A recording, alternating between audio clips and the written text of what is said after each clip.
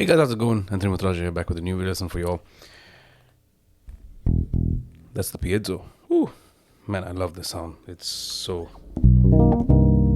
Anyway, I'm getting sidetracked. Yeah, I'm back with a new video lesson for y'all. And I wanted to talk about chords again. I've talked about chords a bunch of times previously on the channel. Triads, seventh chords, and different kinds of voicings and stuff like that. But I think I could talk about it a little bit more, particularly on the bass, right? So, as many of you may know, I've spent an awful lot of time on the keys lately, trying to get my... Ooh, that's a nice sound. Trying to get my chords and all these kind of sounds together, right? But I did not start there. I started it all on the bass. So the bass is where I built the bulk of my harmonic foundation, which is also something I discuss in a book that I put out a few years ago called Harmonic Approach to Bass Guitar. All right. I'm still running the fall sale, by the way. So click that link and grab a copy or two or all or whatever you want. Anyway, so I want to talk about taking a particular shape, okay? We'll call this a 1, 2, 7. So that's basically taking the 1, 2, and then the 7th on top. Okay? And then we're going to run this shape diatonically in a particular key. So let's say we're working in the key of C major. All right? So we're going to start off with this shape. So this is 1, 2, 7. All right, in C. And then we're just going to carry forward this pattern diatonically. Okay, so you'll have B, C, A. That's a flat 9 or a flat 2. And then A, B, G, G, A, F, F, G, E, E, F, D, or, and then D, E, C, C, D, B.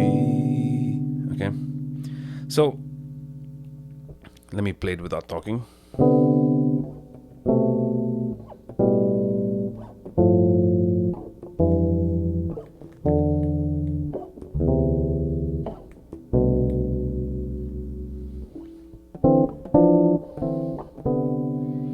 Okay, and then what I want you to do is, instead of doing 1, 2, 7, you do 1, 3, 7, and then 1, 2, 7. So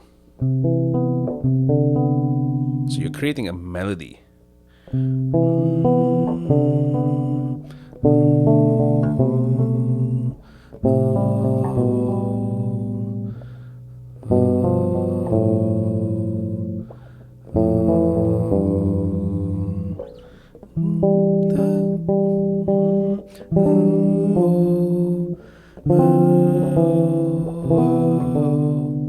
Now without the crying and trying to sing through it.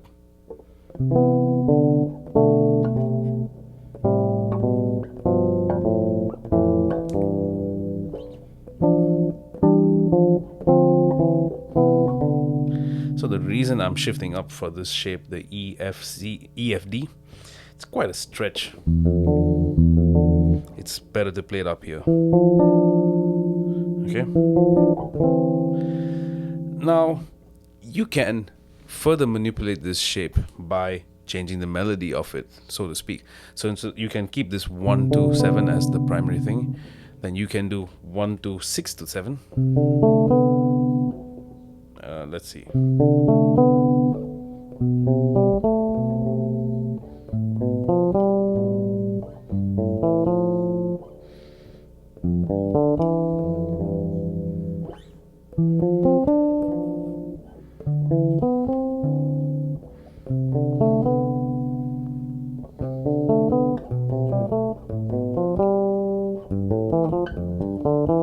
And then you can even arpeggiate these sequences instead of just playing them fleshed out as chords. But they work great either way, because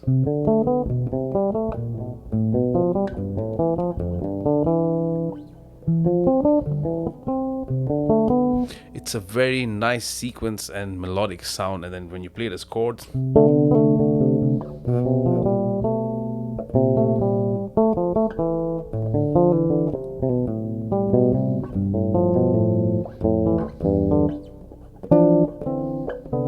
Okay, and if you're not already hearing it, sometimes you hear piano players do this kind of thing, which comes from Barry Harris.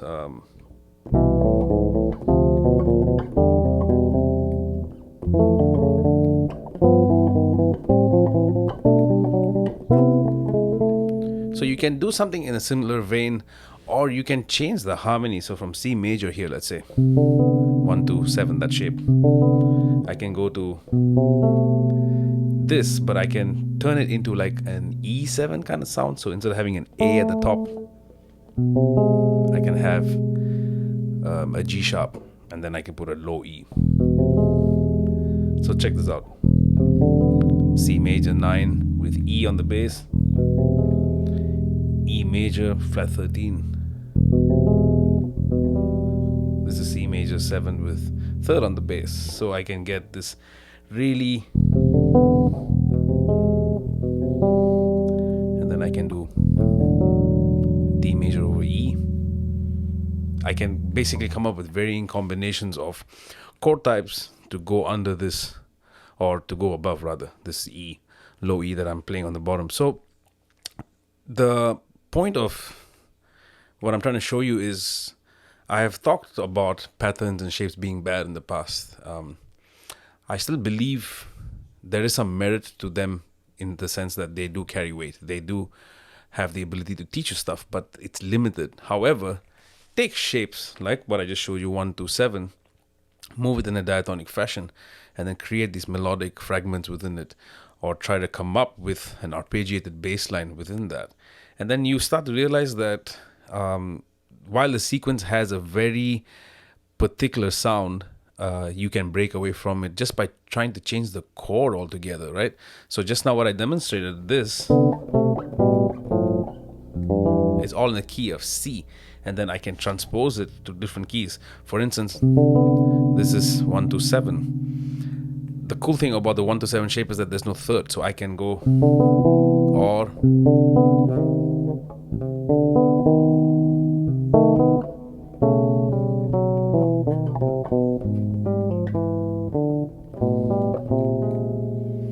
okay. So a lot of times we hear these kind of chord progressions that go like, in fact that is from continuum, or it could actually be